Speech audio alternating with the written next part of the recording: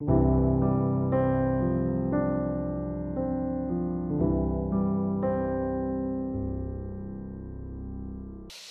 안녕하십니까. 오늘도 금요 기도회를 사모하고 사랑하며 이렇게 함께 모여서 하나님을 예배하기 위해 모인 우리 모든 성도님들을 주님의 이름으로 진심으로 환영하고 사랑합니다. 네, 멘트가 잠깐 꼬였습니다. 네. 만일 여러분들에게 과거로 돌아가서 다시 살 수 있는 기회가 주어진다면 여러분들은 과거에 언제로 돌아가고 싶으십니까? 아마도 여기 계신 분들 중에는 나는 현재의 모습이 너무 만족되기 때문에 지금의 이 행복을 놓칠 것 같아서 과거로 절대로 돌아오고 싶지 않다고 말하는 제 아내와 같은 사람이 있을 것입니다. 하지만 많은 경우의 사람들은 과거의 어떤 후회스러운 그 결정의 순간을 계속 생각하기도 하죠.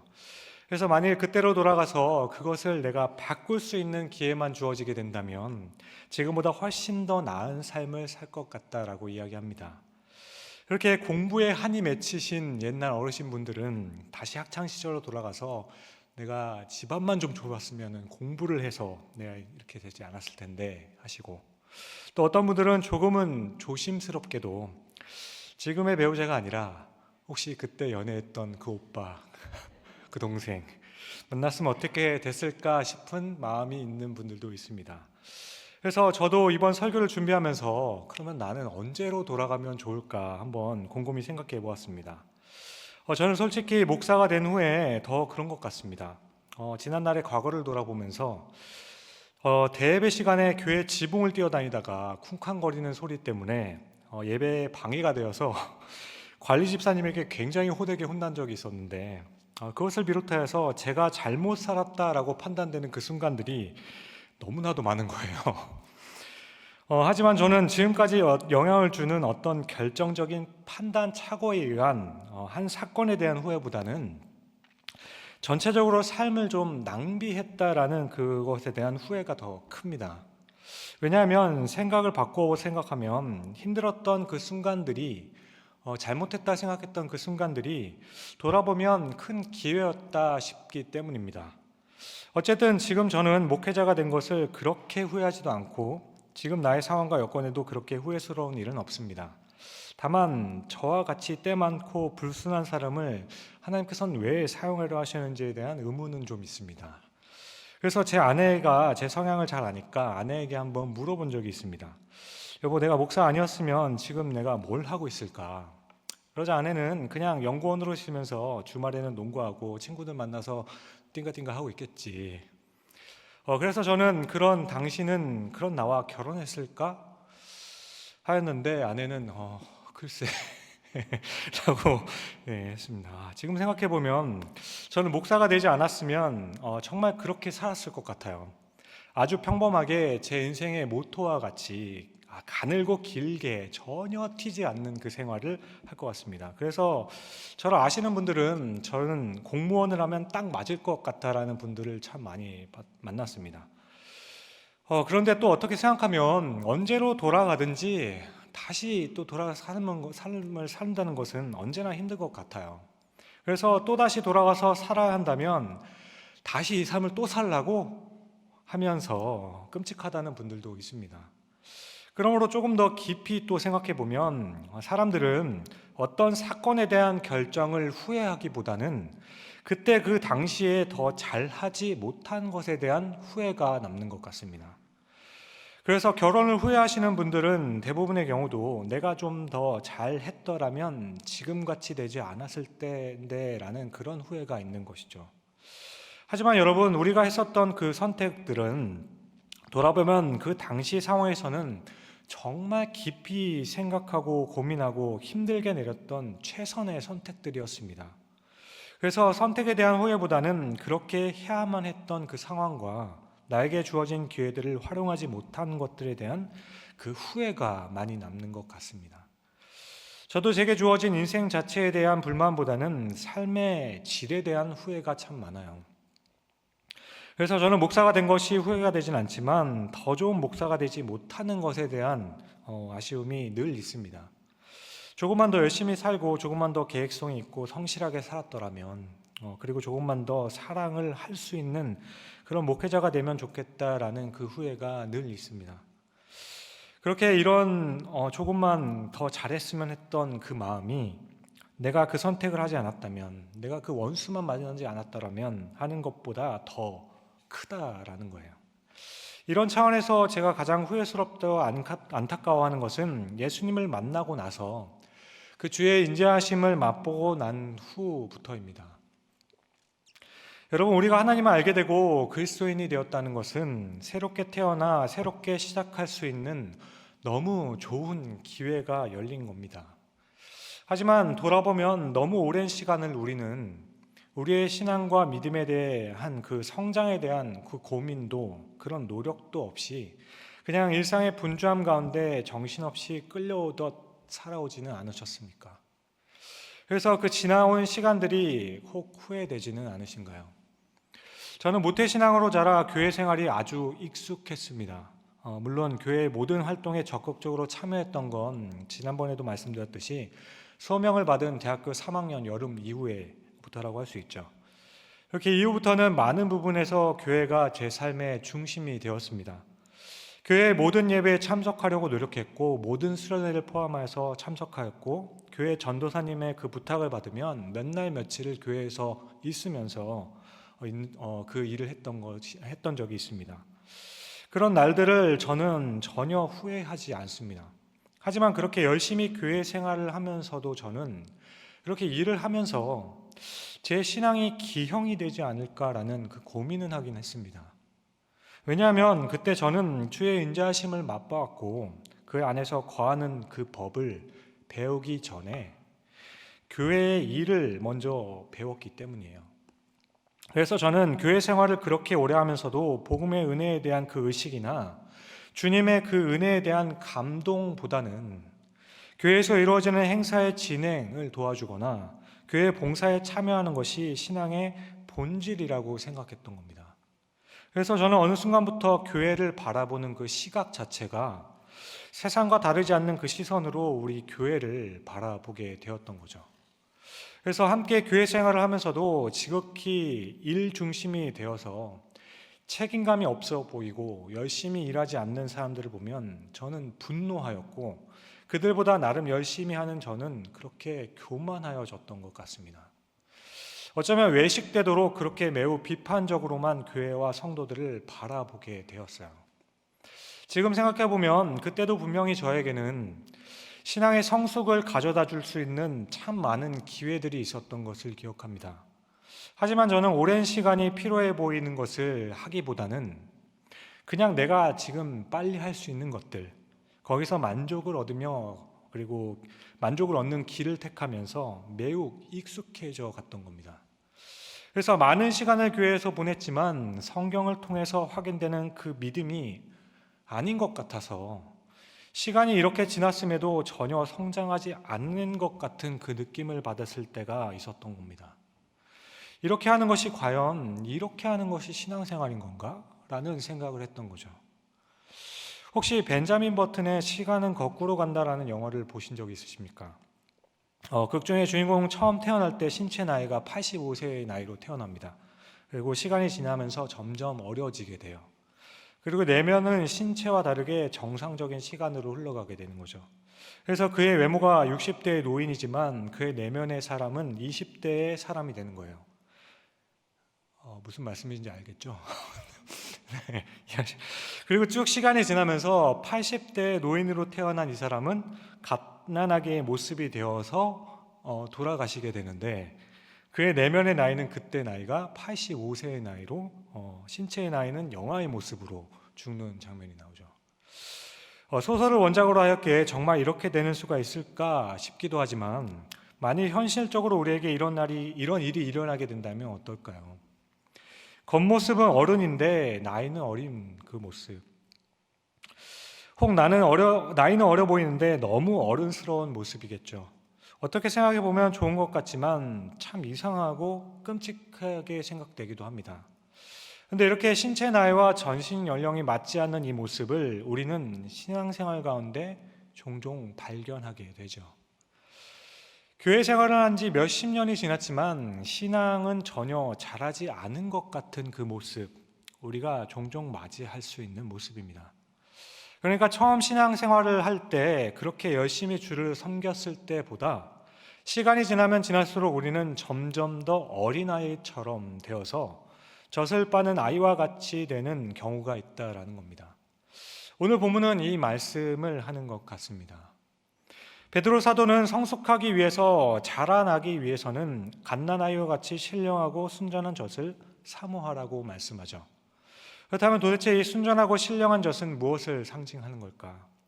여기서 신령한이라고 번역된 헬라어 로기코스는 신약 성경에서 우리가 잘 알고 있는 로마서 12장 1절과 여기 딱 두 번만 사용된 단어입니다. 이 단어는 말씀이라는 뜻을 가진 로고스라는 단어에서 파생된 형용사예요. 그래서 많은 학자들은 여기서 말씀하는 신령한 젖은 말씀일 것이라고 추측을 합니다. 그래서 따라서 성경의 다른 번역본들인 킹 제임스 버전이나 NASB 버전에서는 이 부분을 의역하여서 아이들과 같이 순전하고 신령한 말씀의 젖을 사모하라고 번역을 했죠. 물론 원문에 없는 단어를 억지로 넣은 것 같아서 번역상에 문제가 있어 보이지만 젖이 말씀을 의미한다는 해석상의 문제는 그건 문제에서는 일리가 있어 보입니다. 맞아요. 믿음의 성장을 위해서는 우리가 말씀을 사모해야 되는 거죠. 하지만 말씀을 사모하라는 말이 그럼 과연 무슨 뜻일까? 이것은 한번 생각해 보아야 한다는 겁니다. 말씀을 사모하라. 무슨 뜻일까? 매일 성경을 읽으라는 겁니까? 아니면 성경 공부를 많이 하면 되는 겁니까? 성경을 읽는 것과 성경 공부를 하는 것은 믿음이 자라기 위해서 도움이 되는 것은 사실입니다. 하지만 그저 성경을 많이 읽는다고 해서, 성경 공부를 많이 한다고 해서 자동적으로 믿음이 성숙해지는 것은 아닌 것 같습니다. 또 주일 설교를 듣기 전에 온 마음을 준비하여서 내가 이번 설교는 정말 한마디도 놓치지 않고 듣겠노라 하면서 들으면 믿음이 자라는 걸까요? 물론 인정합니다. 설교를 듣고 성경을 읽는 것, 그리고 굉장히 중요하고 유익한 일입니다. 성경 공부도 바른 신앙을 위해서는 필수적인 것이겠죠. 하지만 오늘 본문은 성경 공부 열심히 하고 설교를 잘 들어라, 이것을 사모하면 믿음이 자랄 것이다 라고 말씀하는 것 같지 않다라는 겁니다. 왜냐하면 여기서 말씀과 대조되어 있는 것이 바로 1절에 있는 모든 악독과 기만과 외식과 시기와 비방하는 말이기 때문입니다. 시편 기자는 여호와의 말씀이 송이꿀보다 달다고 합니다. 시편 기자의 시대에 여호와의 말씀이라고 하면 여호와의 율법책인 모세오경 정도였을 텐데, 그러니까 시편 기자는 이 모세오경이 어떤 책보다 재미있어서 한번 잡으면 놓을 수 없을 만큼 그 즐거움이 있었다는 것일까? 아닐 겁니다. 시편 기자는 모세의 율법들인 창세기, 출애굽기, 레위기, 민수기, 신명기가 너무 재미있어서 그 말씀에 빠져서 너무 즐겁고 재미있다라는 것이 아니에요. 여러분들도 아시잖아요. 네. 그러니까 믿음이 자란 증거가 성경이 만화책보다 재밌어지는 것, 그것이 아니라는 거죠. 성경 한번 붙잡으면 거기에 빠져서 절제 없이 밤새도록 읽게 되어서 다음날 일하는데 지장이 되는 정도로 그렇게 되어야만 믿음의 성장에 있는 것이 아니라는 거죠. 성경을 재밌게 읽는다고 해서 믿음이 성장하는 것 아닙니다. 게다가 대부분의 사람들은, 저도 부끄럽지만 성경보다 드라마와 오락 프로그램이 더 재미있을 때가 있어요. 네, 있을 때가 있다라는 거 말씀드렸습니다. 오해하지 마십시오. 성경은 1시간을 읽으라고 하면 정말 힘이 들죠. 그러나 드라마나 오락 프로그램 보면 어떻습니까? 벌써 이렇게 시간이 됐다라고 하죠. 물론 성경이 더 재밌는 분들도 있습니다. 저는 잘 이해가 안 가는데 어쨌든. 하지만 시편 기자가 하나님의 말씀이 송이꿀보다 더 달다고 한 것은 읽을 때 너무 재밌다라는 말씀이 아닌 거예요. 이 말씀의 뜻은 율법에 나타난 하나님의 말씀과 약속에 나타난 하나님의 그 성품과 그 은혜가 너무 틀림이 없어서 꿀보다 달다고 한다라는 겁니다. 말씀을 붙들고 낙심하지 말고 말씀 안에서 말씀이 하자는 대로 실천하며 살아갈 때 진정한 기쁨과 행복을 느끼게 된다라는 거예요. 우리는 억울하게 중상모략을 당하거나 정말 억울하게 사람들에게 욕을 먹거나 정말 말도 안 되는 일을 경험하게 되면 갑자기 나는 인생을 잘못 산 것 같다라는 생각을 하게 되죠.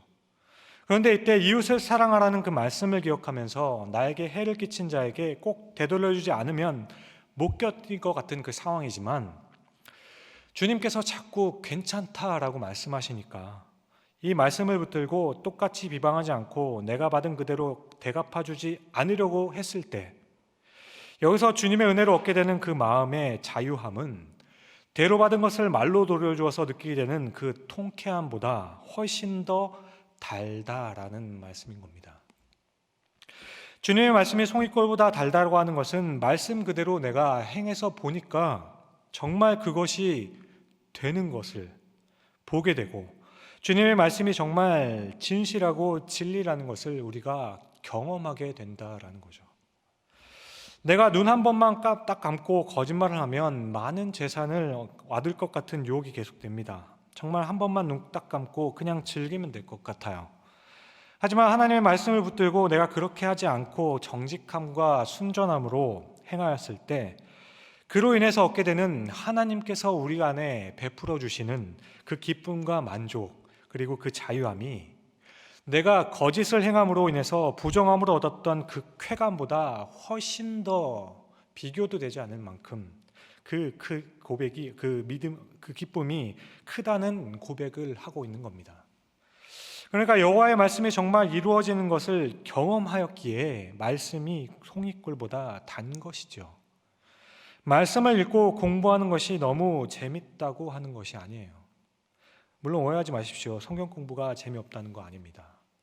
하지만 성경을 많이 읽고 성경 공부를 많이 한다고 해서 단 한 말씀이라도 실천했을 때 얻게 되는 그 기쁨을 얻는 것은 아니라는 거죠. 따라서 결국 오늘 말씀은 신령한 젖을 사모하는 삶이 어떻게 결실을 맺어야 하는 것을 보여줄 뿐만 아니라 믿음이 자라도록 하는 그 방법에 대해서 말씀하고 있는 겁니다. 다시 한번 말씀드립니다. 오늘 말씀은 신령한 젖을 사모하는 삶이 어떤 결실을 맺어야 하는 것과 믿음이 자라도록 하는 그 방법이 무엇인지에 대해서 말씀하고 있다라는 거예요. 제가 신앙에 있어서 많이 자란 것이 아니라 많이 퇴보하였다라고 느껴지게 되는 그렇게 생각되는 때가 있습니다. 그것은 전보다 성경을 덜 보기 때문도 아니고 사역이 전보다 뜸하기 때문도 아닙니다. 성경도 전보다 많이 보고 지식도 많이 늘었다 생각합니다. 사역적인 면에서도 예전에 비교하면 비교할 수 없을 만큼 많아졌죠. 하지만 최근에도 많이 느끼는 것은 그럼에도 불구하고 오히려 제 마음의 그 씀씀이가 너그럽지 않을 때, 제 말에 항상 비평과 불평이 묻어져 나올 때입니다. 그리고 소위 상처라고 불리는 것을 합리화시켜서 하나님께 하고 싶지 않다라고 이렇게 떼를 부리며 성장하려 하지 않을 때 저는 믿음과 신앙이 퇴보하는 것 같다라는 것을 느낌을 받습니다. 시간이 지나면 지날수록 비방의 말이 사라지고 다른 사람들에 대한 이해의 폭이 점점 더 넓어져야 하는데 교회 생활을 오래 하면 오래 할수록 처음보다 더 능숙하게 그렇게 비방하는 법을 배워가는 것 같아요. 교회 생활을 처음 시작할 때에는 그 순수한 열정과 마음속에 누군가를 미워한다는 것은 엄청난 죄라고 생각하여서 두려워서 떨었던 때가 있습니다. 그런데 시간이 조금 지나고 나니 그런 경험들이 점점 쌓이다 보니 참고 인내하는 것은 이제 부당하다고 생각되어서 누구를 미워하는 것쯤은 아무렇지도 않게 여겨지게 된다는 거죠. 전에는 정말 순진할 정도로 사람의 말을 잘 믿고 정말 고지식하다라는 말까지 들었습니다. 그런데 교회 생활을 오래 하면서 특히 교인들에 대한 불신이 커지면서 모든 것이 못마땅해지게 되는 거죠. 그러면 우리는 상처를 받아서 그렇다라고 합니다. 중상과 거짓과 미움으로 마음이 상처를 받아서 그렇다라고 해요. 맞아요. 상처받은 겁니다. 하지만 여러분, 이것이 맞다면 이것은 정말 애석하게도 제가 처음 말씀드렸던 교회 생활의 그 익숙해짐이 믿음을 자라게 하지 못한다라는 제 논리가 딱 맞게 되는 겁니다. 그렇다고 교회 생활을 적당히 하자라고 말씀드리는 거 아니에요. 웬만하면 사람들을 만나지 말고 봉사하지 말라는 것도 아닙니다. 제가 오늘 말씀드리는 요지는 우리는 얼마나 교회 생활을 열심히 하든지 간에 그것이 자동적으로 믿음을 성장시키는 것이 아닌 만큼 우리 모두 믿음의 성장에 관심을 가져야 한다라는 겁니다. 그냥 속에는 악독과 기만과 외식과 시기와 비방이 가득한데 그냥 겉으로 아무렇지 않은 척, 착한 척 하는 것이 아니에요. 교회 성도들 간에도 그냥 사회생활에서와 같이 겉으로만 보여지는 그런 착함이 아니라 그리스도를 닮기를 노력하는 가운데 나오는 자연스러운 순종에서 비롯된 그 착함인 겁니다. 신령한 저신 말씀을 사모하는 것은 그냥 말씀에 이렇게 하라고 했으니까 하는 거지 뭐 하며 그런 행동에 익숙함에서 보여지는 착함이 아니라 그 말씀을 내 것으로 만들며 나오게 되는 그리스도의 닮음으로 이루어지게 되는 겁니다. 그러므로 믿음의 성장은 결국 우리의 인격의 성숙함의 비례가 되는 거예요. 우리는 이 성장에 민감하고 깨어있지 않으면 우리도 모르는 사이에 퇴보를 하게 됩니다. 아주 익숙하지만 그 속에는 주께서 채우시는 그 자유함과 기쁨이 없는 거예요. 이게 신앙생활의 전부인가? 라는 질문을 하게 되는 거죠. 내가 이렇게 했는데 왜 내게 기쁨이 없는 것일까? 라는 질문을 하게 되는 겁니다. 우리는 예수를 처음 믿을 때보다 시간이 지날수록 말하는 것에 더 따뜻함이 묻어 나와야만 합니다. 분명 하는 말의 내용은 좋지만 그 말을 듣는 상대방은 말할 수 없는 그 불쾌감과 그 사람으로 하여금 감정을 요동하게 하여 낙심하게 만드는 그런 일들이 있습니다. 신앙생활을 오래 하였지만 그가 하는 모든 말에 이 따뜻함이 없어져요. 남을 헐뜯는 말을 교묘하게 잘하고 어떤 말도 아무 말도 듣지를 않으려고 하죠. 그렇게 지금 베드로는 1절에 미움과 원망에 가득한 말이 그 행동이 우리의 삶의 가운데 나타나지 않도록 우리는 우리의 주변이나 환경을 보지 않고 하나님의 약속의 말씀을 붙들어야 한다라고 말씀하고 있는 겁니다. 그리고 이어지는 오늘 2절에 이것으로 말미암아 너희로 구원에 이르도록 자라게 하려 함이다라고 말씀하죠. 이것은 마치 성숙한 신앙 인격을 소유할 때 비로소 구원을 받을 수 있을 것이라는 의미로 오해할 수도 있긴 합니다.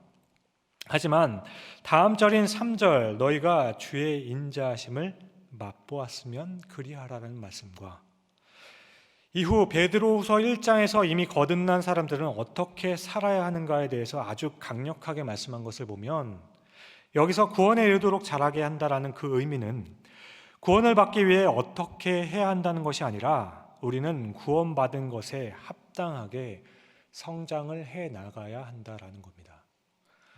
사랑하는 성도 여러분, 신앙생활의 궁극적인 목적이 예수를 믿고 천국에 가는 것이라면 주님 믿고 그 자리에서 바로 돌아가시고 가시면 됩니다.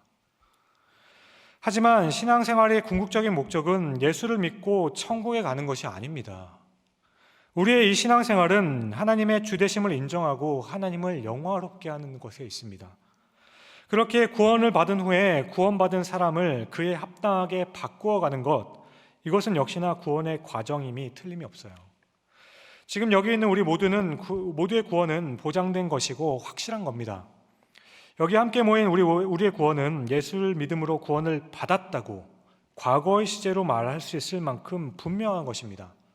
하지만 우리의 구원이 완성이 되는 것은 주님께서 다시 오는 그때이고 우리가 이 땅에서 생을 마감하고 우리가 부활하여 영화의 상태가 되는 그때입니다. 그러니까 우리는 이 땅에 살아가면서 구원받은 성도로서 구원을 완성해가는 그 과정을 놓치면 안 된다라는 거예요. 그렇다면 구원받은 성도로서 완숙하게 성장하게 가는 그 모습은 과연 어떤 것일까? 오늘 베드로 사도는 이것에 대해서 신령한 저신 하나님의 말씀을 사모하고 그 외에 나오는 다른 말들을 경고하고 있는 겁니다.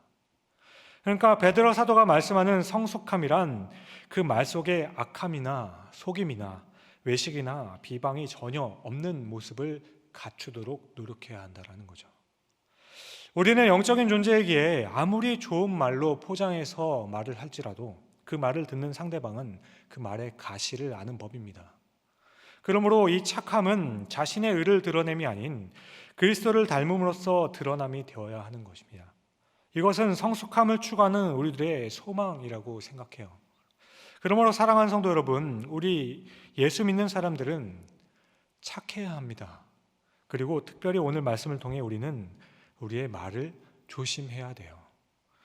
그런데 이것은 신앙의 성숙을 보여주기 위해서뿐만이 아닙니다. 이것은 그리스도를 닮음으로 자연스럽게 나오는 것이기에 우리는 이것을 통해서 우리의 믿음의 성장을 확인할 수도 있는 거예요.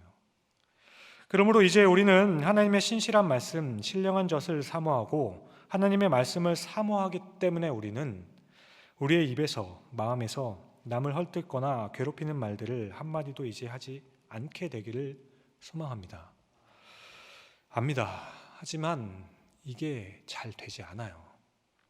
하지만 이 소망을 포기하게 되면, 이런 모습을 향한 열망이 사라지게 되면 오늘 말씀을 통해 깨닫게 되는 것은 우리의 믿음은 더 이상 자라지 않는다라는 거예요. 저는 제가 아내보다 기도를 조금 더 많이 한다 생각합니다.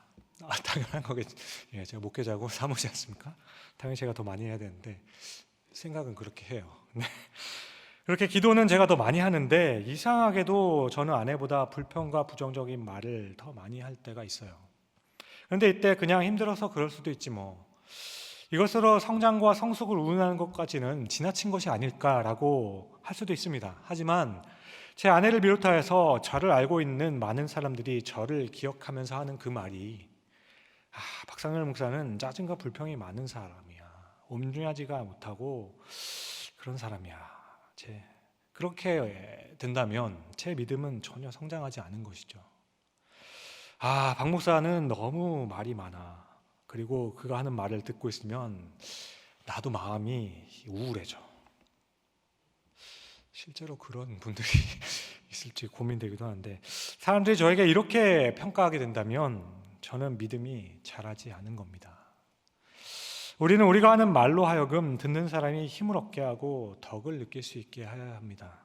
그렇게 사람들에게 저분하고 이야기하면 너무 위로가 있고 따뜻함이 있어 라는 말을 들어야 해요. 주 안에서 사랑하는 성도 여러분, 우리의 이 신앙생활의 목적이 교회 생활에 익숙해지는 것이 목적이 아니기에 우리는 주님을 닮아가는 그 신앙의 인격에 더 관심을 쏟아야 합니다. 베드로 사도는 지금 말조심할 것을 율법적인 행위로 이야기하는 것이 아니에요. 3절에 너희가 주의 인자하심을 맛보았으면 그리하라 말합니다. 펄펄 끓어오르는 열정으로 온 세계를 누비며 복음을 전하는 것도 좋고, 매일매일 목이 다 쉬도록 찬송을 부르는 것도 좋고, 1년에 10번 넘게 성경을 읽어 완독하는 것도 너무나도 좋습니다. 그런데 믿음의 성장에 비례하는 것은 역시 많은 것을 아는 것에 있지는 않습니다. 그 사람의 신앙 인격에 비례하는 겁니다. 주님의 인자하심을 맛보고 난 후에 그 구원의 은혜 때문에 자신보다는 그리스도를 높이려는 말들이 그의 말 속에 가득하게 될 때인 겁니다. 여러분, 앞으로 우리는 말 조심하고 착하게 삽시다. 이 말을 드리는 것이 아닙니다. 부정적이고 불만스러운 상황에 있다 할지라도 형식적으로라도 외식적인 어떤 판에 박힌 듯한 인자해 보이는 말을 하면서 그래도 노력해 봅시다, 이 말을 드리는 것이 아니에요. 우리 모두 주님을 더 많이 생각해 보고 더 주님을 닮아 갑시다. 여기에 초점을 두자는 말씀입니다. 그러므로 베드로 사도는 주님을 닮아가는 그 방법으로 신령한 젖을 사모해야 되고, 모든 악독과 모든 기만과 외식과 시기와 모든 비방하는 말을 버리다라고 말하는 겁니다. 그러므로 주께서 목숨 바쳐 사랑하는 여러분, 우리가 우리의 삶 속에서 정말 그리스도의 은혜를 우리의 말 속에서도 계속 드러낼 수 있게 되는 그때 비로소 우리들의 말에도 정화가 일어나게 될 겁니다. 우리의 신앙의 성숙의 그 비결, 그 다섯 번째입니다. 지금 착함이 아닌 닮음입니다. 기도하겠습니다.